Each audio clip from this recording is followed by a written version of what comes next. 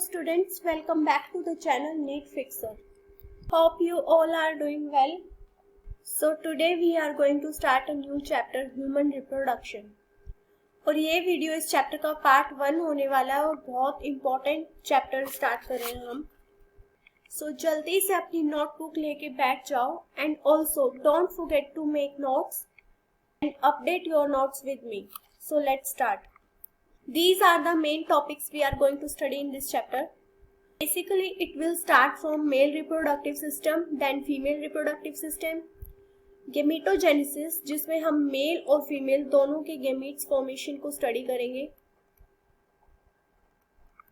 Then menstrual cycle, fertilization and implantation, pregnancy and embryonic development, parturition and lactation. और आज की video में हम ये 4 टॉपिक कवर कर लेंगे: male reproductive system, female reproductive system and gametogenesis. The chapter is starting from, as you know, humans reproduce sexually and are viviparous, which means they give birth to young ones. Who are viviparous? Which give birth to young ones. Basically ये काम females करती हैं. Females give birth to young ones. So those organisms are viviparous and we humans are viviparous. Then reproductive एक proper एक sequence of events है जिसमें gametogenesis होता है. And gametogenesis means formation of gametes. Males में sperm formation होता है and females में ovum formation होता है. Then gamete formation के बाद transform of sperm into female genital tract. This is called as insemination. Transfer of sperm into female genital tract is called as insemination. Only transfer happens in insemination when they both male and female gametes get fused. Fusion of male and female gametes is called as fertilization. And after this fertilization means fusion of gametes, zygote will form and this zygote will develop and there is formation of blastocyst. उसके बाद ये blastocyst uterine vial में जाके attach हो जाएगा, उसे बोलेंगे implantation. फिर आगे जो एम्ब्रियो बनेगा उसका एम्ब्रियोनिक डेवलपमेंट होगा, which is called as gestation. And finally एक फुल्ली मैच्योर बेबी यूट्रस के अंदर डेवलप होगा और at last delivery of the baby, which is called as parturition. ये सारे टर्म्स आपको समझ आ गई होंगी. So this is the sequence of event. सबसे पहले गैमेटोजेनेसिस, मेल में स्पर्म्स एंड फीमेल्स में ओवम. उसके बाद transfer of sperms in female genital tract which is called as insemination. Then fusion of female and male gamete which is fertilization. फिर zygote बन जाएगा, फिर blastocyst. Then this blastocyst get attached to uterine wall which is implantation and a embryo will form which develop further in the uterus. That period is called as gestation period and process as gestation. उसके बाद finally delivery हो जाएगी which is called as parturition. इन्हीं सभी processes को हम detail में इस चैप्टर में पढ़ने वाले हैं. ऑल्सो रिप्रोडक्टिव इवेंट्स, ये जो इवेंट्स सारे के सारे स्टार्ट हो रहे हैं वो आफ्टर प्यूबर्टी होंगे. आफ्टर प्यूबर्टी गैमेटोजेनेसिस स्टार्ट हो जाएगा. Gametogenesis will start after puberty.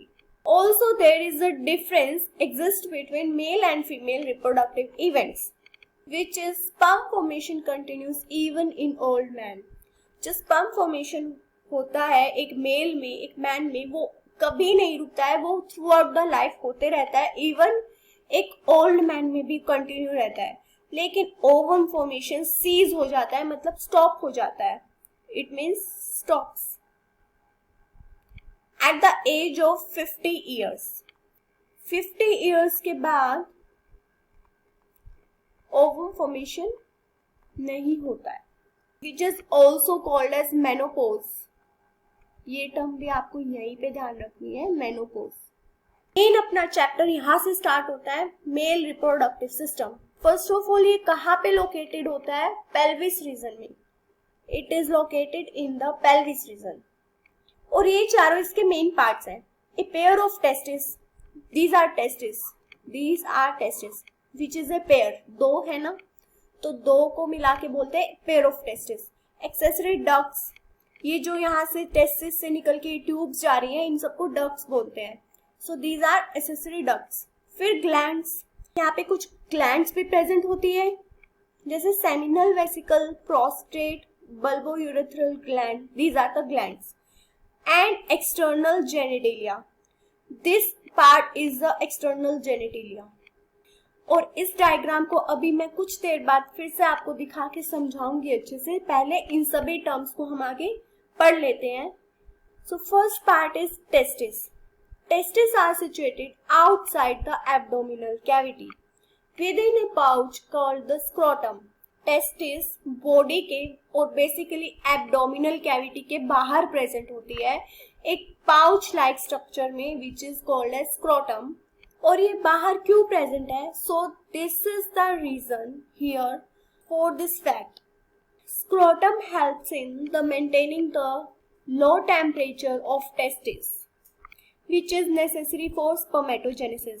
As you know, human body temperature, जो internal body temperature हमारा होता है वो 37 डिग्री सेल्सियस होता है, लेकिन स्क्रोटम का टेम्परेचर हमारी बॉडी से 2 to 2.5 डिग्री सेल्सियस लोअर होता है, कम होता है. मीन्स स्क्रोटम का टेम्परेचर कितना हुआ? 34.5 to 35 degree Celsius. This is the temperature for scrotum. So this is providing low temperature to testis. क्यों? क्योंकि ये जरूरी है स्पर्मेटोजेनेसिस के लिए, स्पर्म फॉर्मेशन के लिए.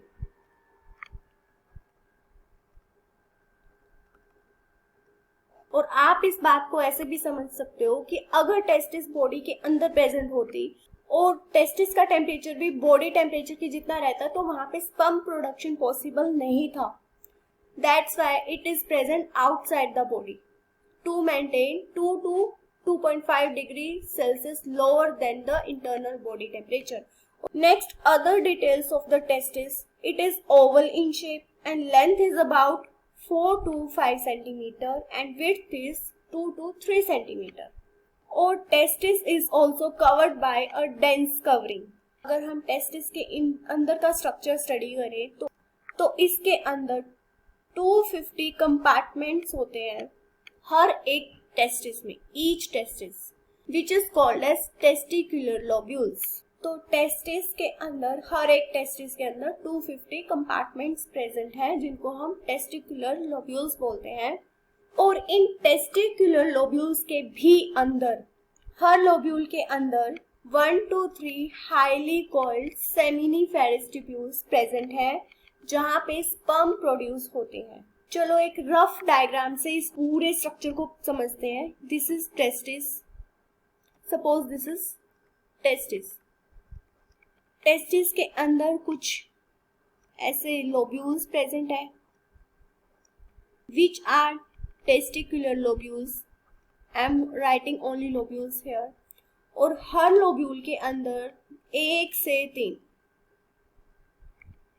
सेमिनिफेरस ट्यूब्यूल्स, ST लिखा है मैंने शॉर्ट में, जगह कम होने के कारण सेमिनिफेरस ट्यूब्यूल्स प्रेजेंट होते हैं हर लोब्यूल में.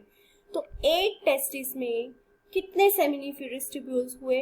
तो दे कैन बी 250 to 750, क्योंकि एक लोब्यूल में 1 से लेके 3 सेमिनिफेरस ट्यूब्यूल्स प्रेजेंट है.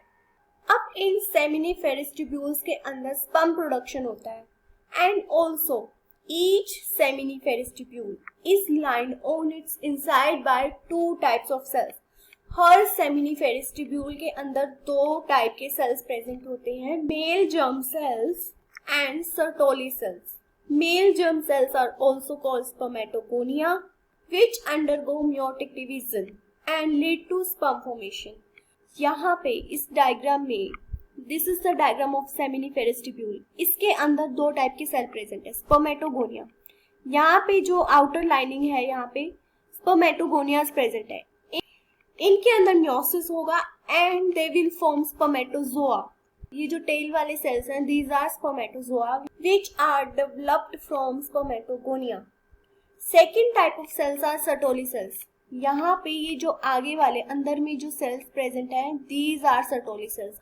आप इस डायग्राम को एक बार अपनी एनसीईआरटी खोल के देखें. यहाँ पे अच्छे से इसी तरह लेबल है, यहाँ पे जो आगे वाले सेल्स हैं वो सर्टोली सेल्स हैं। ये प्रोवाइड करते हैं न्यूट्रिशन टू जर्म सेल्स। अभी मैंने बताया कि यहाँ पे स्पर्मेटोगोनिया जो मेल जर्म सेल्स प्रेजेंट है उनका डेवलपमेंट होता है, वो फर्दर डेवलप होकर स्पर्म्स बनाते हैं, स्पर्मेटोजोआ बनाते हैं। तो उन्हें डेवलपमेंट के लिए न्यूट्रिशन चाहिए, so these are the cell which are providing nutrition to them, Sertoli cells. So ये था कि अंदर के साइड में कौन से सेल्स प्रेजेंट है, लेकिन बाहर the reason outside the seminiferous tubules are called interstitial space.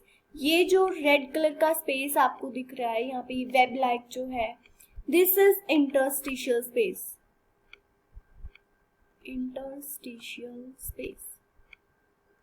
और यहाँ पे इंटरस्टिशियल सेल्स प्रेजेंट है जिनको लीडिक सेल्स भी बोलते हैं। स्मॉल ब्लड वेसल्स, यहाँ पे ये these are the blood vessels and blood cells. और यहाँ पे other immunologically competent cells are present, means like जो इम्यूनिटी प्रोवाइड करते हैं वो वाले सेल्स प्रेजेंट है। ये जो लीडिक सेल्स हैं इनका काम है synthesize and secrete testicular hormones called androgen. Androgens are the testicular hormones, जो मेल हार्मोन्स होते हैं उनको सिंथेसाइज करते हैं ये Leydig cells which are also called as interstitial cells. So now move to the next part. अभी इतना जो हमने पीछे पढ़ा ये सारा का सारा टेस्टिस का डिस्क्रिप्शन था। सो टेस्टिस के अंदर टेस्टिकुलर लोब्यूल्स प्रेजेंट है, उसमें seminiferous tubules, and seminiferous tubules के अंदर दो टाइप के सेल्स हैं, male germ cells which are spermatogonia जिनमें मियोसिस होकर स्पर्म फॉर्मेशन होता है, and second is Sertoli cells. और बाहर के side also interstitial space is present where interstitial cells which are also called as Leydig cells which secretes and synthesize testicular hormones, androgens, and blood vessels, and these cells are present. Now male sex accessory ducts. ये चार main ducts होते हैं, rete testis, vasa efferentia, epididymis and vas deferens. सबसे पहले तो accessory ducts का काम होता है, ducts are carrying the gamete. Like come back to this diagram, यहाँ पे टेस्टिस प्रेजेंट है एंड इसमें सेमिनिफेरस ट्यूब्यूल्स थे जिसमें स्पर्म प्रोडक्शन हुआ। Now this sperms will transport from these ducts to external genitalia and here is the sequence of duct. ये duct जैसे जैसे टेस्टिस से बाहर की तरफ मूव कर रही है, इसका एक सीक्वेंस है which is also called as path of the sperms. तो वो आपको सीक्वेंस में याद करना है। यहाँ से जो सेमिनिफेरस ट्यूब्यूल्स है वो ओपन होंगे रेटिटेस्टिस में। सो सबसे पहले रेटिटेस्टिस, देन ये रेटिटेस्टिस ओपन होगा वासा एफ्रेंशिया में, देन एपिडिडाइमिस में, और फिर आता है वास डिफरेंस। देन ये वास डिफरेंस यहाँ से देखो ये लूप बना के ऐसे ऊपर से जा रही है, तो ये एब्डोमेन के ऊपर से होते हुए it is loops over the urinary bladder. This is the urinary bladder. यहाँ से ऊपर से लूप बना के ये वास डिफरेंस आगे की तरफ जा रही है, एंड यहाँ से आगे जाते ही it receives duct from the seminal vesicle. ये रहा सेमिनल वेसिकल, ये जो ऐसे ऐसे करके ये वाला स्ट्रक्चर है, दिस इज सेमिनल वेसिकल। तो यहाँ से जब वास डिफरेंस ऊपर से होके जा रही है तो यहाँ पे ये डक्ट आ जाती है जो कि ग्लैंड है सेमिनल वेसिकल। ये इसका सिक्रीशन यहाँ पे ऐड हो जाता है। आगे it opens in urethra, so this middle part is urethra. तो यहाँ से डक्ट ओपन हो रही है यूरेथ्रा के अंदर एज इजेक्यूलेटरी डक्ट। सो यहाँ पे हम इसे इजेक्यूलेटरी डक्ट भी बोलते हैं। तो ये जो आपने सभी डक्ट सभी पढ़ी हैं एक्सेसरी डक्ट्स, इनका काम होता है store and transport of sperm, store and transport of sperm from testis to urethra, testis से लेके यूरेथ्रा तक। लगभग चीजें हम इस डायग्राम के कवर कर चुके हैं। अब आगे मैं और आपको डिटेल में बताती हूँ। These are the male accessory ducts, retitestis, vasa efferentia, epididymis and vas deferens. The seminiferous tubules open in vasa efferentia. Through rete testis, मतलब सेमिनिफेरस ट्यूब्यूल्स ओपन हुई रेटिटेस्टिस में, देन वासा एफरेंशिया में, then this vasa efferentia leaves the testis, यहाँ से testis को छोड़ के open हो जाती है एपिडिडाइमिस में, located along the posterior surface of each testis. So epididymis is present at posterior surface of each testis. यहाँ तक इस टेस्टिस के अंदर का मामला चल रहा है, ये डक्ट टेस्टिस के अंदर से एपिडिडाइमिस की तरफ जा रही है और ये टेस्टिस के पोस्टीरियर सरफेस पे प्रेजेंट है. The epididymis leads to vas deferens. This leads to vas deferens, ascends to the abdomen and loops over the urinary bladder. So ये यहाँ से vas deferens and it receives a duct from seminal vesicle, opens into urethra as the ejaculator duct. तो ये सारी path मैं आपको diagram में बता चुकी हूँ and this is the path और ये सीक्वेंस आपको अच्छे से याद करना है. Function of these ducts: store and transport sperms from the testis to outside through urethra. Now थोड़ा सा डिस्क्रिप्शन यूरेथ्रा का भी गिवन है. It originates from urinary bladder. जो ऐसे इस तरह का स्ट्रक्चर उस डायग्राम में प्रेजेंट था वो यूरिनरी ब्लैडर से यूरेथ्रा ओरिजिनेट होती है and extends to the penis. External opening is called as urethral meatus. So get back to the diagram again. यहाँ पे ये यूरिनरी ब्लैडर प्रेजेंट है, यहाँ से यूरेथ्रा ओरिजिनेट होके ये पीनिस, ये स्ट्रक्चर जो है ये है पीनिस. इसके अंदर एक्सटेंड होके जो इसका ओपनिंग होता है उसे बोलते हैं यूरेथ्रल मेटस. सो मेल रिप्रोडक्टिव सिस्टम के हमने 4 में से 2 पार्ट पढ़ लिए, टेस्टिस और ducts. Third part is penis, male external genitalia. It is made up of special tissue. This tissue helps in the erection of the penis and this erection facilitates the insemination, which we have already studied that it is the transfer of the sperms to female genital tract.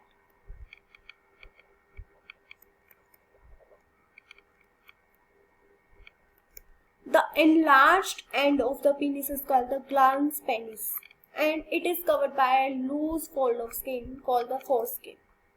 तो यहाँ पे penis का structure है and this enlarged part is called as glans penis और इसी के बाहर loose fold of skin present है जिसको foreskin बोलते हैं. Now last part is male accessory glands. तो 3 glands यहाँ पे present होती हैं. Paired seminal vesicle, a prostate and paired bulbourethral gland.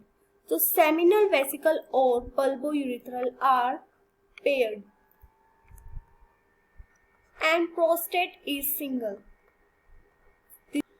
And these have functions of secretion of these glands constitute seminal plasma. जो ये glands का secretion होता है उसमें seminal plasma present होता है which is rich in fructose, calcium and certain enzymes. And the secretion of bulbourethral gland also helps in lubrication of penis.